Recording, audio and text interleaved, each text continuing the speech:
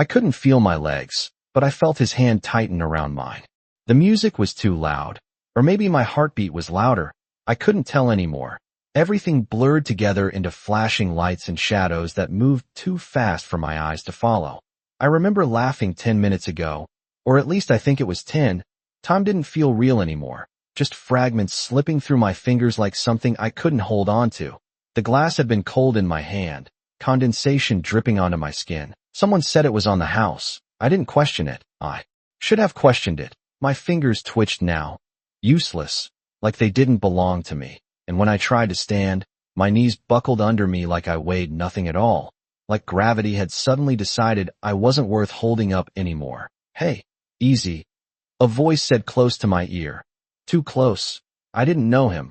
I knew I didn't know him, but my mouth wouldn't form the words, wouldn't tell him to step back, to let go. My lips parted and nothing came out, just a shallow breath that didn't feel like mine. His hand slid to my arm, steadying me, but it didn't feel like help. It felt like something else, something wrong, something my body recognized before my mind could catch up. I tried to pull away, just a little, but my muscles didn't listen. They lagged behind, slow, disconnected, like I was watching myself from somewhere far away. She's had too much. Another voice said, calm, casual, like this was normal, like I was just another girl who couldn't handle a drink. But I knew that wasn't it. I knew my limits. I knew exactly how much I had.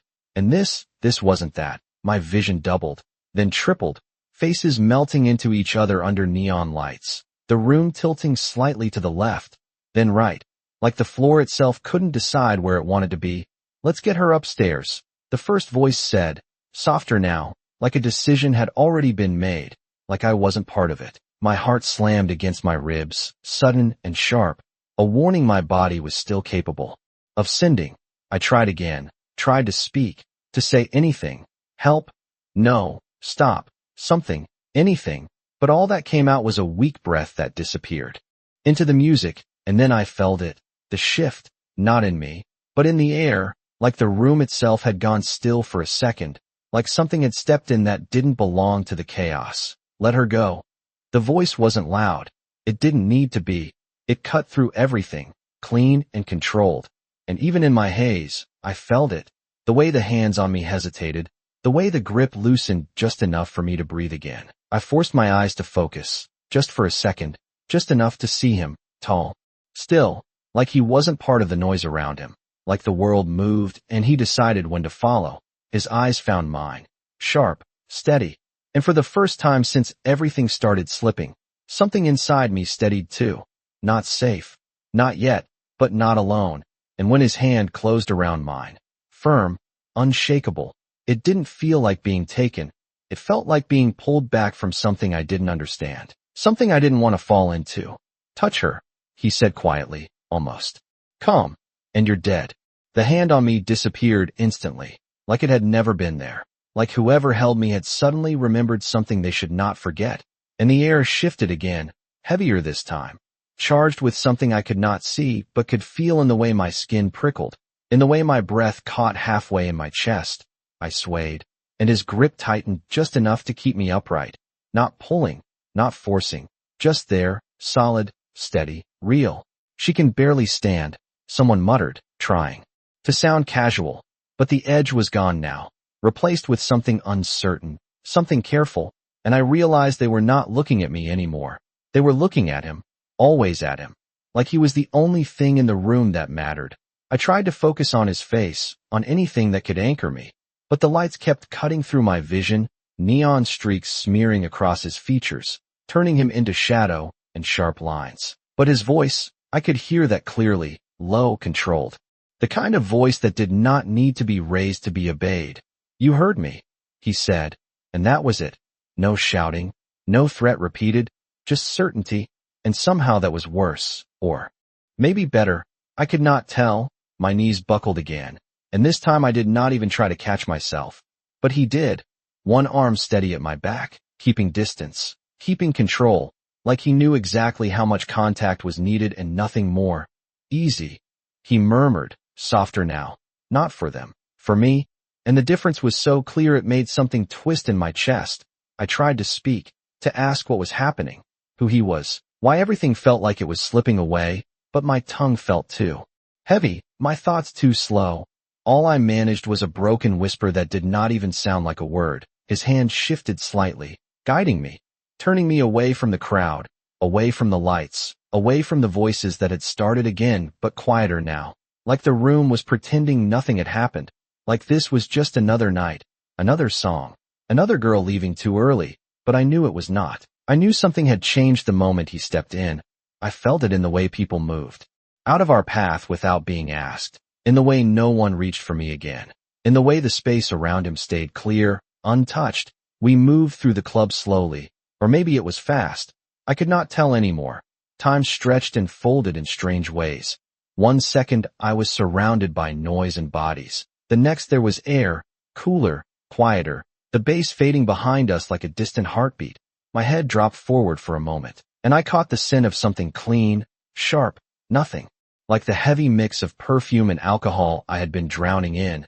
It grounded me for half a second, just enough to realize how tired I was, how wrong everything felt. Stay with me, he said, not a command, not exactly, but close, and I wanted to laugh because I was trying so hard, but my body was not listening anymore. My fingers curled weakly against his jacket, fabric solid under my touch. The only thing that felt real, the only thing I could hold on to.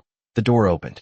Somewhere ahead, I heard it before I saw it, the sound of it cutting through the music, and then cold air hit my face, sharp and sudden, pulling a shallow breath from my lungs. I blinked hard, trying to clear my vision, trying to hold on to this moment, to not disappear completely, but the darkness was already creeping in at the edges, slow, steady, inevitable, and the last thing I felt before everything went black was his hand tightening just a little more, like he was making a promise I could not hear, like he was not letting me fall. The first thing I noticed was the silence, not complete, not empty, but controlled, like every sound in the room had permission to exist, and nothing more. I opened my eyes slowly, or at least I tried to. My eyelids felt heavy, like they had weights tied to them, and the light above me was soft, warm, nothing like the flashing chaos from before. It did not hurt, it did not overwhelm, it just existed, steady and calm. I breathed in, and the air felt different, clean, cool, carrying a faint scent I could not place, something subtle, expensive maybe, or just unfamiliar. I swallowed and my throat felt dry, like I had not spoken in hours. Maybe I had not. Time still did not make sense. Everything came back in fragments. The drink, the lights, the hands, the voice, his voice. My body tensed instantly, panic rising before I could stop it. I pushed myself up too fast, and the room tilted sharply, the edges of my vision darkening again, my heart racing like it was trying to escape my chest. Do not move too quickly, he said. And there it was again, that voice, low, steady, cutting through everything inside me. I froze, not because he told me to, but because something in me recognized that tone, that control. I turned my head slowly, careful this time, and saw him sitting a few feet away, not close, not looming, just there, watching, his posture relaxed but not careless, like he was always aware of everything in the room, including me. He had changed nothing about the space, no signs of intrusion, no sign that I was trapped, and yet I felt it anyway, not fear exactly, something sharper, something uncertain. Where am I? I managed, the words rough and unsteady, but at least they came out. He did not answer immediately. His eyes studied me for a second too long, like he was measuring something I could not see. Safe, he said finally, simple, direct, like that was all that mattered. I let out a breath I did not realize I was holding, but it did not calm me. Not completely. Safe was a word people used too easily. Safe was a promise that could be broken. I glanced around the room. Large windows, heavy curtains drawn halfway, furniture that looked like it belonged in a place I had never been. Everything precise, intentional, nothing out of place. I tried to swing my legs over the side of the bed, testing, grounding myself, and the floor felt solid under my feet. Real. I was here, wherever here was. I need to go, I said, the word stronger now, more certain, because that was the only thing I could control. Leaving, choosing, deciding. His gaze did not change, but something behind it did, something quieter, heavier. No, he said, Not harsh, not raised, just final. The kind of no that did not ask for agreement. My chest tightened again, anger mixing with the leftover fear. You do not get to decide that. I shot back, my voice shaking despite my effort to steady it. I hated that he could see that, hated that he could probably hear it too. The slight break, the uncertainty I could not fully hide. He leaned back slightly, giving me space, not moving closer, not trying to stop me physically, which somehow made it worse, because it meant he did not need to. You were not in a condition to make decisions earlier, he said, calm, controlled, and you are not fully there yet. I opened my mouth to argue, but the memory hit me again, sharp and clear this time, the way my body had not responded, the way my voice had failed me, the way everything had slipped out of my control, and I hated it. I hated that he was right. Even a little. I clenched my hands into fists, grounding myself in the small, simple pain of it. That does not mean you own me, I said, quieter now, but no less firm. His eyes held mine, steady, unreadable, and for a moment, neither of us spoke, the silence stretching between us, not empty, but full of something I could not name. I do not, he said finally, just as quiet. But I am the reason you are still here. So for now, you stay. The word stay settled in the room like something heavier than it should have been, like it carried more weight than a simple instruction, and I felt it press against my chest, not forcing, but present, undeniable. I shook my head instinctively, a small movement, but it made the room tilt again, reminding me how fragile my balance still was, how my body had not fully returned to me yet. I am leaving, I said, slower this time, choosing each word carefully like that would make them stronger. Like that would give me control back. I took one step forward, testing it, the floor steady beneath my feet. Good, another step, and then a third, but by the fourth, my vision blurred at the edges again. A soft warning, not enough to drop me, but enough to remind me I was not as stable as I wanted to believe. I hated that. I hated that my own body was betraying me in front of him. I reached for the edge of a nearby table, steadying myself before I could stop it, and I saw it, the smallest shift. In his expression, not satisfaction, not control, something else, something quieter, like he had expected this, like he had already calculated exactly how far I would get. Your system is still recovering, he said, his voice even, not mocking, not dismissive, just stating a fact I did not want to hear. I clenched my jaw, forcing myself to stand straight, to let go of the table even though my fingers wanted to stay there. I am fine, I insisted, even though the word felt weak the moment it left my mouth. He did not argue, which somehow made it worse. He simply watched me, letting the silence stretch again, letting me sit in my own stubbornness, my own denial. And that silence felt louder than anything, louder than the music from earlier, louder than my racing thoughts. I took another step, slower this time, careful, controlled, and I made it farther, to the door, my hand hovering just inches from the handle. Freedom that close, a simple turn, a step out, and this would all be over. I could pretend none of it happened, that I had not lost control, that I had not needed anyone to pull me out of that place. My fingers curled around the handle, cool metal grounding me for a second, and then his voice came again, softer this time, but sharper in a way I could not ignore. If you walk out now, he said, you will not make it 10 feet down the hall without help. I froze, my grip tightening slightly, because part of me knew he was right, and I hated that more than anything. I hated that he could see it, that he could say it out loud like it was obvious, like I was transparent. I turned my head just enough to look back at him, my eyes narrowing, trying to find something in his expression, something I could push against, something I could fight. But all I found was certainty, calm, controlled certainty, like he was not guessing, like he already knew exactly what would happen. You do not know that, I said, but the words lacked the force I wanted them to have, and I could hear it. I knew he could too. He stood then, not abruptly, not threatening, just rising to his full height, and the shift in the room was immediate. Subtle but undeniable, like the air adjusted around him, like everything recalibrated. He did not move closer, he did not reach for me. He just stood there, giving me the choice, but also making it clear what that choice would cost. Try, he said simply. And that was it.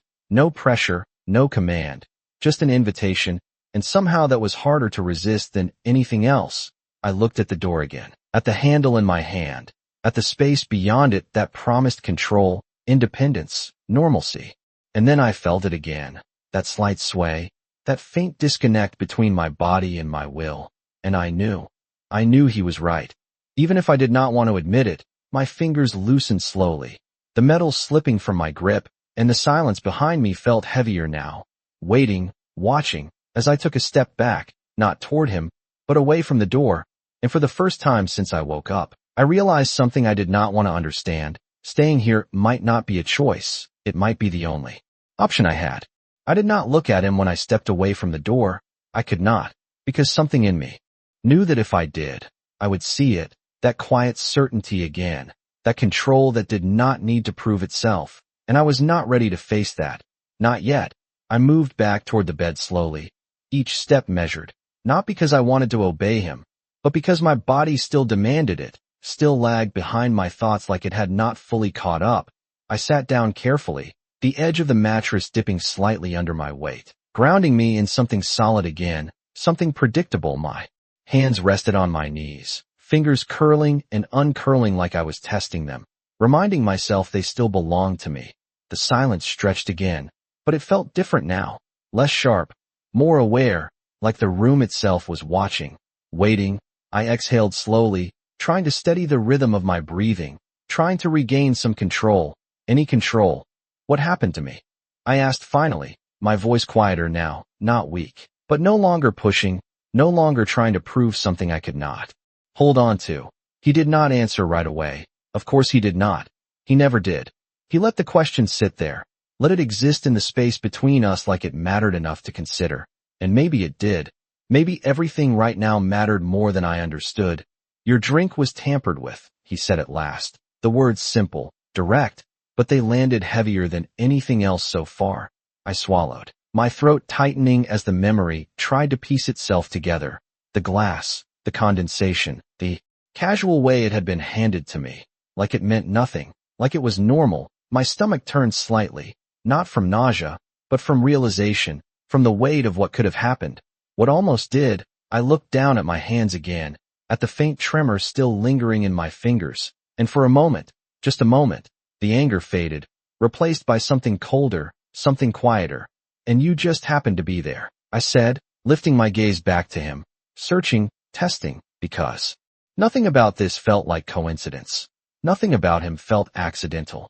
His expression did not change, but his eyes did, just slightly. Something flickering beneath the surface, something controlled before it could fully form.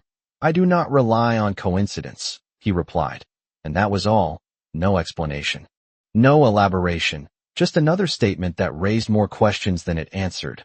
I frowned, my mind trying to catch up, trying to connect pieces that did not quite fit together yet. So you were watching, I said slowly, not accusing, not exactly, but close enough. His gaze held mine, steady, unflinching, and for a second, neither of us looked away. I was aware, he corrected, and the difference in his words mattered. I could feel that, even if I did not fully understand it yet.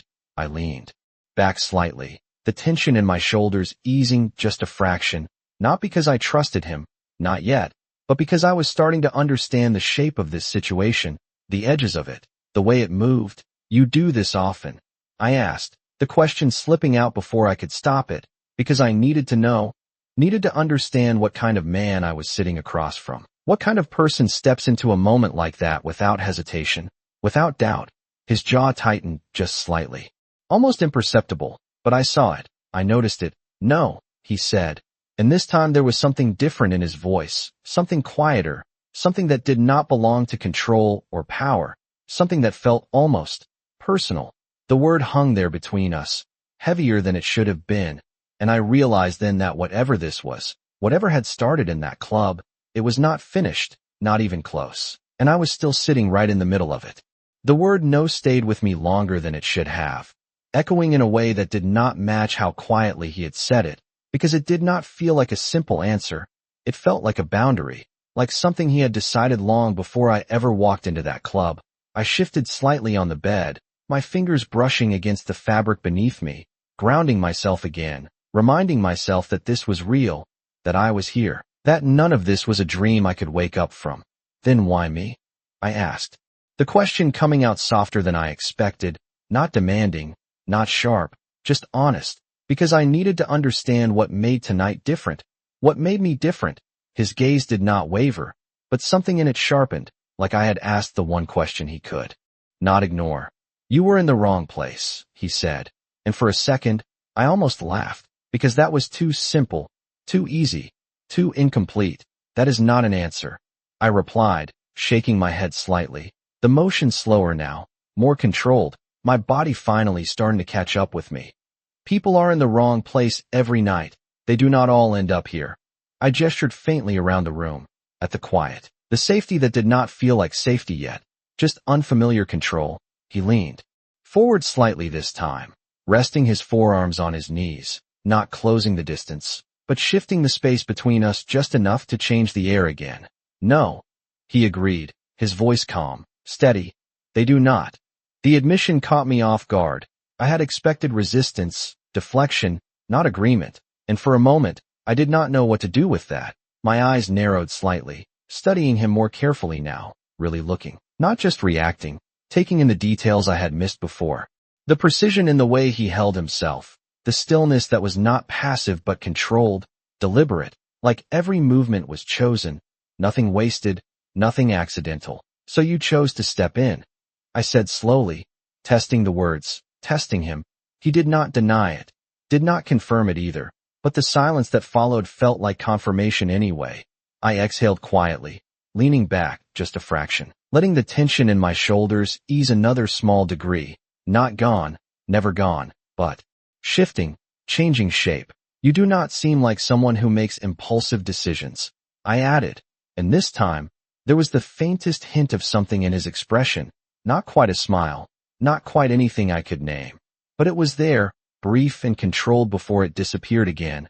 I do not, he said, and there was no hesitation in it, no uncertainty, just truth, plain and simple, which only made everything more complicated, because if this was not impulse, then it was intention, and intention meant there was a reason, a purpose, something behind it all that I still could not see.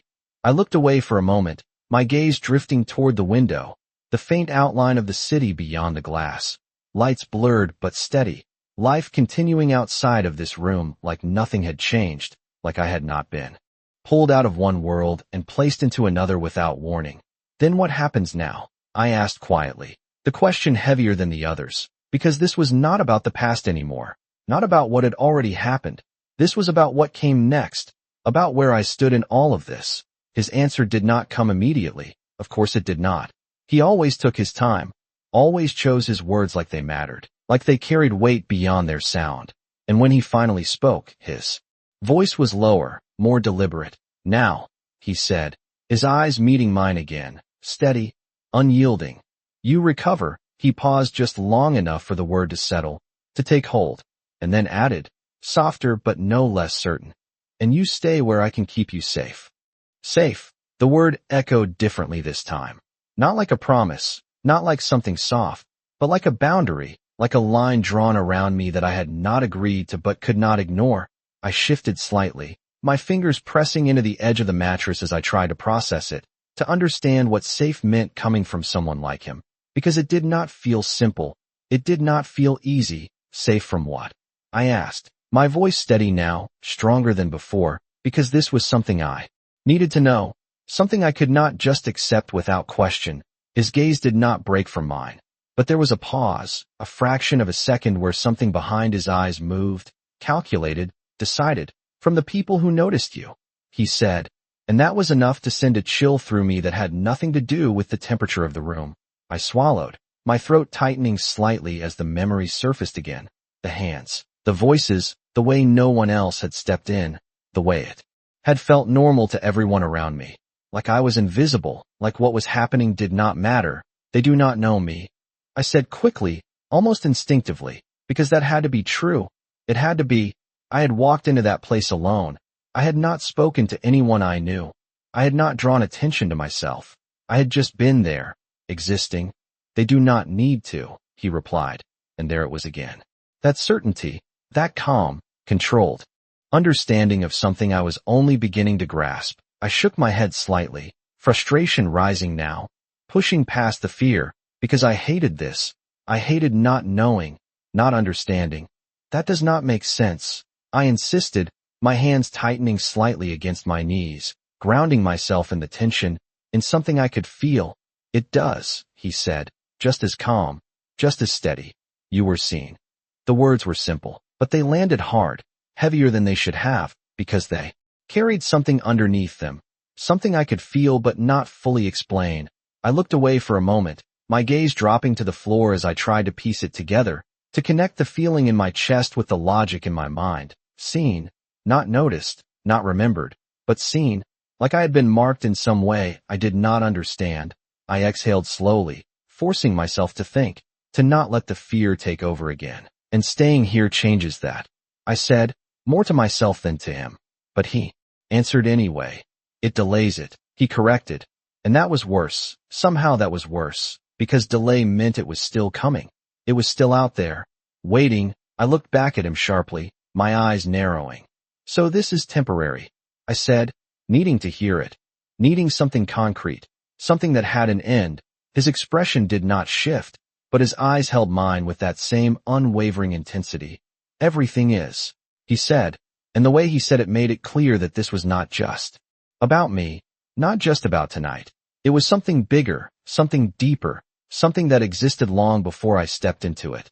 The silence that followed felt heavier now, not empty, but full of things unsaid, of questions I did not even know how to ask yet. I leaned back slightly, my body finally feeling more stable, more like my own again, but my mind was anything but steady. It raced, circling around everything he had said, everything he had not said, trying to find solid ground and coming up empty. You are asking me to trust you, I said quietly, the realization settling in slowly, because that was what this was. At its core, trust without proof, without understanding, without choice. His gaze softened, just barely, almost imperceptibly, but I saw it. I noticed it. No, he said, and for the first time, there was something different in his voice, something quieter, something that felt less like control and more like truth. I am telling you that right now. I am the only option you have.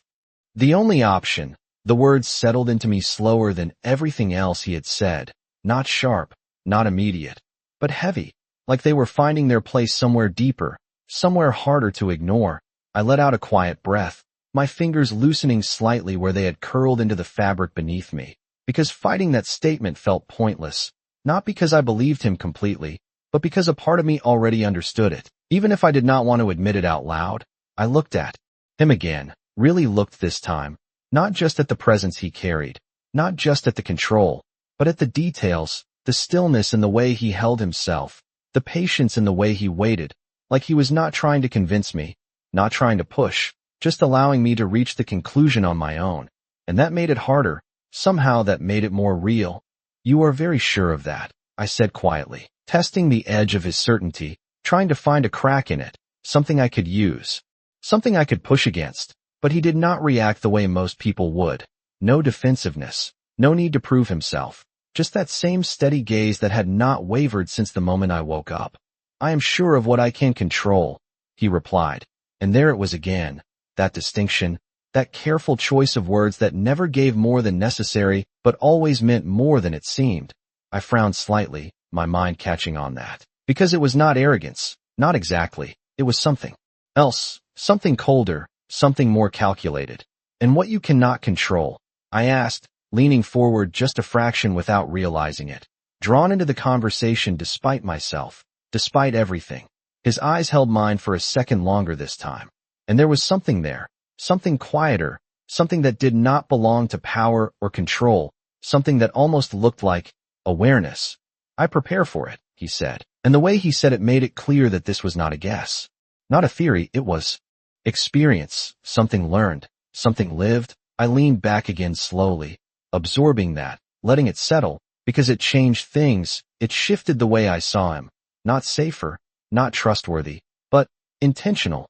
Everything about him was intentional. Even this, even me. The thought made my chest tighten slightly, not in fear this time, but in something more complicated, something I could not name yet. I looked down at my hands again, noticing that the tremor was almost gone now, my body finally catching up, finally returning to me. And with it came clarity, sharp and unwelcome, because clarity meant I could not hide behind confusion anymore. I could not pretend this was temporary chaos that would resolve itself. This was something else, something I had stepped into without realizing it. And now I was here, in the middle of it. If I stay, I said slowly, lifting my gaze back to him, that means I am part of this, whatever this is. The words felt heavy, real in a way nothing else had yet, because this was a choice. Even if it did not feel like one. He did not answer immediately. Of course he did not. He never rushed, never filled silence just to make it easier. He let it exist, let it press in, let me feel the weight of what I was saying. And when he finally spoke, his voice was quieter than before, not softer, but more deliberate, more focused. You already are, he said, and that was it. No explanation, no elaboration, just the truth, simple and unyielding. And for the first time since this all began, I felt it fully, not the fear, not the confusion, but the shift, the moment where everything before and everything after no longer belonged to the same world. And I realized, sitting there in that quiet room, that walking into that club had not just been a mistake, it had been a turning point, and there was no going back. The words "you already are" did not leave the room. They stayed there, settled into the space between us like something permanent, something that did not need to be repeated to be understood. I sat there for a moment without speaking, without moving, just feeling the weight of it sink in, because he was right. Not in a way I wanted, not in a way I was ready for, but in a way I could not deny. I had stepped into something I did not understand, and now it had closed around me quietly, without force, without warning. I inhaled slowly, letting the air fill my lungs, grounding myself again, forcing my thoughts to slow down, to organize into something I could work with instead of letting them spiral. Then I need to know what I am part of, I said finally, my voice steadier now, clearer, because if I was already inside this, then ignorance was not protection, it was a risk, and I had already taken enough of those tonight. His gaze shifted slightly, not away, never away, but deeper, like he was reassessing something, recalibrating, deciding how much to give, how much to hold back. And I realized then that information, to him, was not casual, it was controlled, measured, just like everything else. You are part of a situation that required intervention, he said, and the phrasing was precise, almost clinical, like he was removing emotion from it entirely. I frowned, leaning forward slightly, my patience thinning just enough to push back. That is not an answer, I said again. But this time there was less frustration and more focus, because I was starting to understand how he worked, how he chose his words, how he revealed things in layers instead of all at once. It is the answer you need right now, he replied. And there it was, not dismissive, not condescending, just firm, like he had already decided the boundaries of this conversation. I exhaled through my nose, my fingers tapping lightly against my knee, a small, restless motion that betrayed the tension still sitting under my skin. You keep deciding what I need, I said, quieter now, but sharper, because that was what this felt like, control. Even if it was not forced, even if it was not aggressive, it was still there, shaping everything. He did not react immediately, of course he did not. He never did. He let the silence stretch just enough to absorb the edge in my words before responding. I decide what keeps you alive, he said, and the simplicity of it took the air out of my argument before I could even form a response. I blinked, the words hitting harder than I expected, not because they were loud, but because they were not, because they were said with complete certainty, without hesitation, without doubt, like it was a fact that did not require explanation. I leaned back slightly, my shoulders easing despite myself, because something in me recognized that truth, even if I did not fully understand it yet, even if I did not like it. I looked at him again, studying him more carefully now, not just reacting, but observing, analyzing, trying to see beyond the surface, beyond the control and the calm, trying to understand the man who had stepped into my life without warning and rewritten the rules in a matter of minutes. And what do I decide? I asked quietly, because if he controlled everything else, I needed to know what was left for me. What part of this was still mine? His eyes held mine, steady, unyielding. But there was something else there now, something quieter, something that had not been there before, something that felt almost like acknowledgement. "How you respond," he said, and the answer was simple. But it carried more weight than anything else he had said so far, because it meant that even here, even now, I was not completely powerless, not completely controlled. There was still something left that belonged to me. And for the first time since this all began, I felt it, a small shift, not in the situation, not in him, but in myself, a realization that I was not just reacting anymore. I was choosing. Even if those choices were limited, even if they were shaped by circumstances I did not control, they were still mine, and that changed everything just enough to matter. How you respond. The words stayed with me longer than I expected, repeating quietly in the back of my mind like something I needed to hold on to, something I could not afford to lose, because everything else felt controlled, measured, decided before I even understood it. But that small piece, that was mine. I straightened slightly where I sat, not fully relaxed, not comfortable, but more grounded than before, more present in my own body, my thoughts no longer racing in every direction, instead narrowing, focusing. "Then I am choosing to understand," I said, my voice steady, more certain than it had been since I woke up, because if this was where I was, if this was the situation I had been pulled into, then I needed clarity more than anything else. He watched me carefully, not interrupting, not reacting too quickly, like he was waiting to see if I would follow through with that choice or retreat from it. I held his gaze this time, not looking away, not letting the weight of his presence push me back. "Who are you?" I asked, the question simple, direct, but heavier than anything I had said so far, because this was not just curiosity. This was necessity. His expression did not change immediately, but there was a pause, longer than before, a fraction of hesitation that had not been there in his other answers. And that told me more than the silence itself. I waited, resisting the urge to fill the space, to push, because I was starting to understand that silence was part of how he communicated, part of how he controlled the pace of everything. And for once, I let him have that. After a moment, he leaned back slightly, his posture still composed, still deliberate. "Adrian Romano," he said. And the name settled into the room with a weight I could not fully explain, like it carried history, reputation, something beyond just a label. I repeated it quietly in my mind, testing how it felt, how it sounded, Adrian Romano, and even without context, it felt significant, like a name that did not belong to ordinary places or ordinary lives. I swallowed, my fingers tightening slightly against my knee as I processed it. "And what does that mean?" I asked, because a name alone was not enough. Not here, not in this situation. His eyes held mine, steady, unflinching, but there was something else there now, something that looked almost like a decision being made, something shifting just beneath the surface. "It means," he said slowly, choosing each word with care, "that the people you encountered tonight are not a problem you can walk away from." My chest tightened slightly at that, not from fear this time, but from the confirmation of what I had already started to understand, what I had been trying not to fully accept. I nodded once, slowly, acknowledging it, because denying it would not change anything, would not make it less real. "And you?" I said, my voice quieter now, more measured. "What does it mean that you are involved?"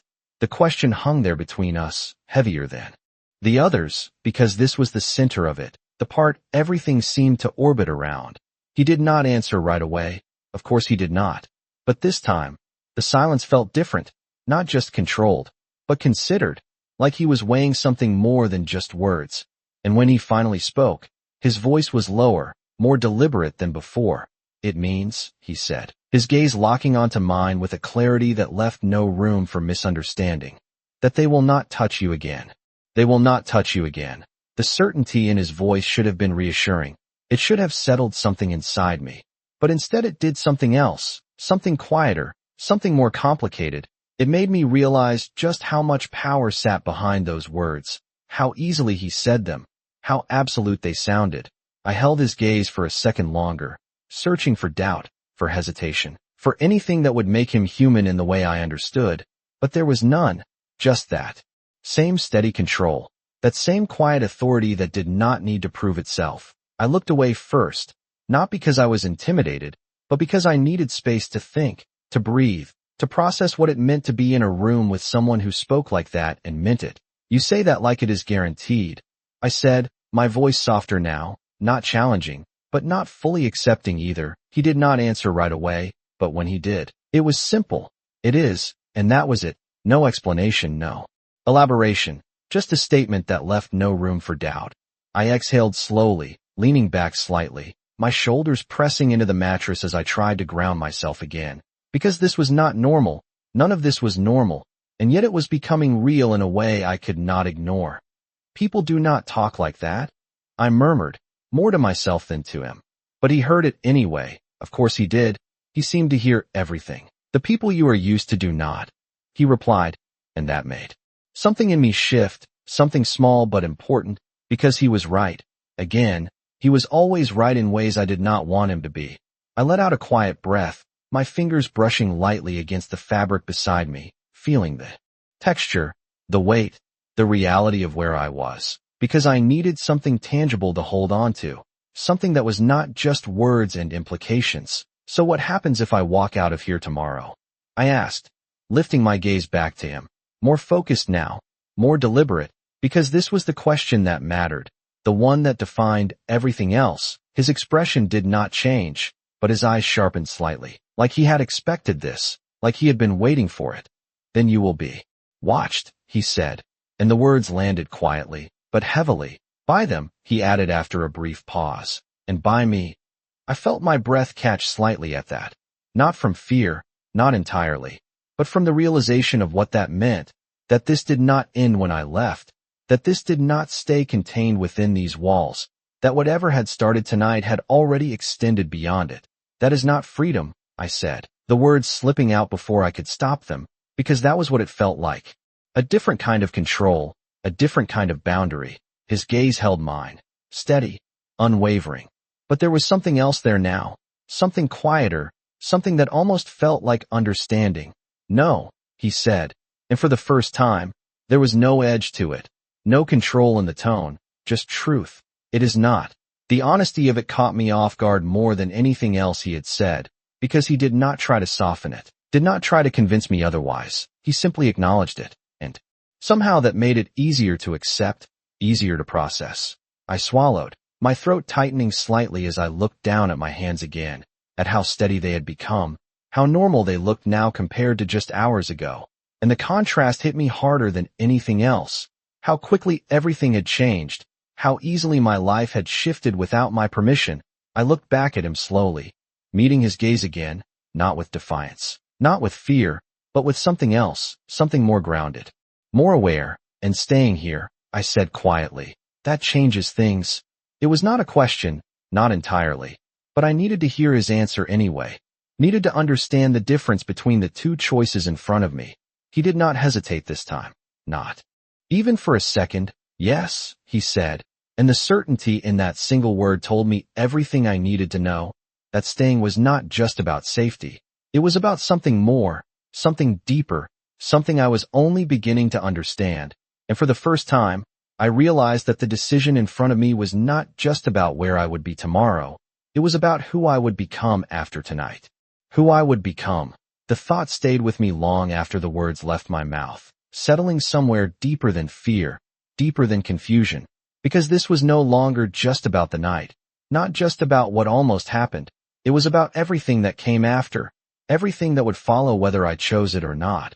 I sat there quietly for a moment, letting that realization take shape, letting it settle into something real instead of something I could ignore. My fingers rested still against the bed now, no tremor, no hesitation, just steady, like my body had finally caught up with my mind.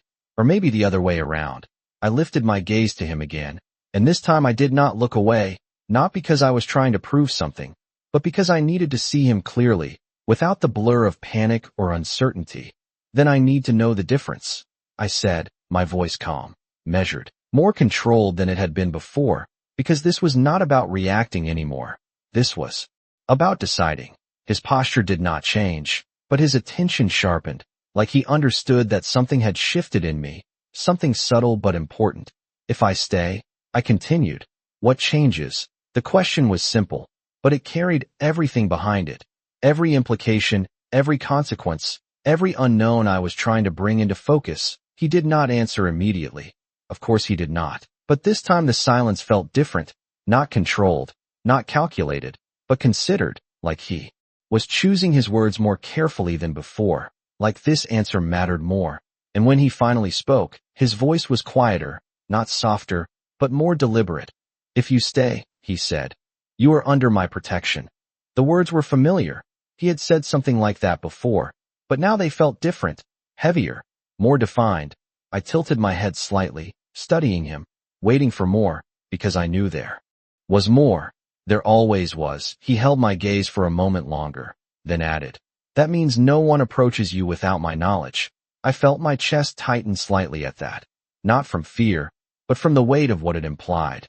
The control, the reach, the quiet authority behind something that sounded almost simple on the surface. And he continued, after a brief pause, "You do not face anything alone." That part caught me off guard, more than the rest, because it was not about control, not entirely. It was something else, something that felt different, something that did not fit as neatly into the structure I had built around him. I exhaled slowly, letting that settle, letting it take shape in my mind, because it changed things, not completely, not enough to erase the uncertainty, but enough to shift it, to make it more complicated. "And if I do not stay?" I asked, my voice quieter now, not because I was unsure, but because I was aware of the weight of the answer. He did not hesitate this time, not even for a second. "Then you return to your life," he said. And for a moment, that sounded almost normal, almost simple, but then he added, "And everything that comes with it."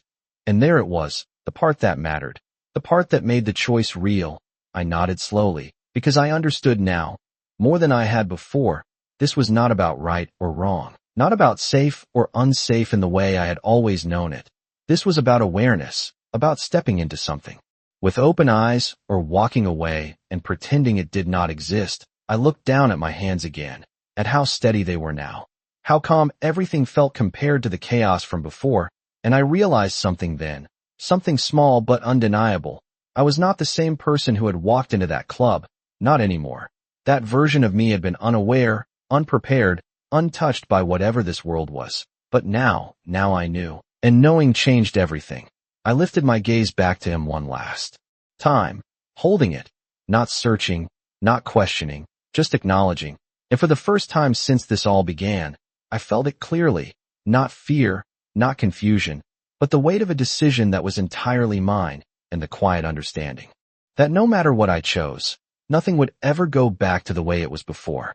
Nothing would ever go back. The thought settled into me with a strange kind of calm, not panic, not resistance, just acceptance, quiet and steady, like something that had already happened and could not be undone. I sat there for a moment longer, letting the silence stretch between us, but it no longer felt heavy. It felt clear, like everything unnecessary had fallen away, leaving only what mattered. I inhaled slowly, filling my lungs, grounding myself in the present, in this room, in this moment, because this was where the decision lived, not in the past, not in what could have happened, but here, now. I looked at him again. Adrian Romano, the name no longer unfamiliar, no longer distant. It carried weight now, context, meaning, and I understood that choosing to stay was not just about safety. It was about stepping into his world, whatever that meant, whatever that would become. "You said I was seen," I said quietly, my voice steady, no longer searching, just confirming. He gave a slight nod, nothing more, but it was enough. Then walking away does not erase that. I continued, more to myself than to him, but the logic was clear now, undeniable. He did not interrupt, did not correct me, because he did not need to. I was already arriving at the conclusion on my own. I exhaled slowly, my shoulders relaxing just a fraction, not because the situation had changed, but because I was no longer resisting what I understood. I was choosing how to move within it. I shifted slightly, sitting straighter, more grounded, more certain in my own space, my own presence. "If I stay," I said, lifting my gaze to meet his again, holding it without hesitation this time. "It is not because I have no choice." The words were deliberate, measured, each one placed exactly where I wanted it, because this mattered, this distinction mattered. Something in his expression shifted, just slightly, almost imperceptibly, but I saw it, I noticed it, and for the first time, it did not feel like I was being studied. It felt like I was being acknowledged. I continued, my voice calm, steady.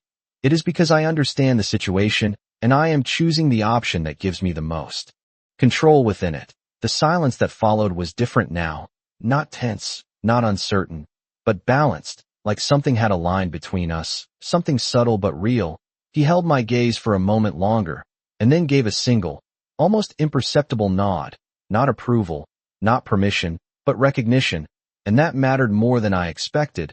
I felt something settle inside me, something firm, something steady, not comfort, not safety, but clarity, and clarity was enough. I stood then, slowly, deliberately, testing my balance one more time, and this time, it held. No sway, no hesitation, just solid ground beneath my feet. I took a step forward, not toward the door, not away from him, just forward, into the space between what I had been and what I was becoming. Then I stay, I said. The words simple, but they carried everything behind them. Every realization, every shift, every piece of understanding that had brought me here. His eyes remained on me, steady, unchanging, but there was something else there now, something quieter, something that did not belong to control or calculation, something that felt almost like certainty, not about the situation, not about the world outside, but about this moment, about this decision. Then you are under my protection, he said, and this time, the words felt different, not like a boundary, not like something placed around me, but like something I had stepped into willingly, something I had chosen. I held his gaze for a second longer, and then nodded once, not in agreement, not in submission, but in acknowledgement, because I understood now, this was not the end of anything. It was the beginning, and whatever came next, whatever this world held, I would face it differently than before, not unaware, not unprepared. And as the silence settled around us once more, I realized something that stayed with me long after, something simple, but undeniable. He did not raise his hand, he raised my standard.